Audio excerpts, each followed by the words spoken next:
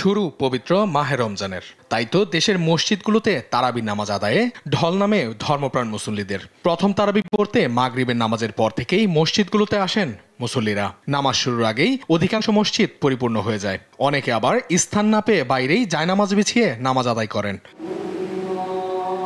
চট্টগ্রামের মসজিদগুলোতে নামাজ নির্বিঘ্নে আদায়ের জন্য কর্তৃপক্ষ ব্যবস্থা নেয়। আইন শৃঙ্খলা বাহিনীও নিরাপত্তা নিশ্চিত করতে তৎপর ছিল। পাশাপাশি স্বেচ্ছাসেবকরাও দায়িত্ব পালন করেন।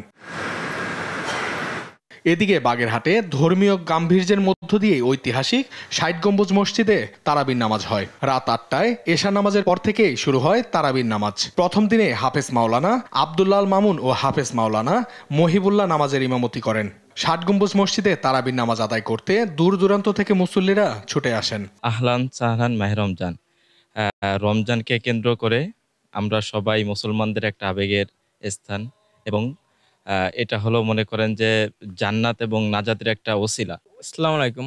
আমার বাসা এই পাশে হওয়া সত্ত্বেও আমি আমার বয়সে এই তারাবি নামাজি বাগেরহাটে ৬০ গম্বুজ মসজিদে প্রথম পড়তেছি এবং আমার খুব ভালো লাগতেছে।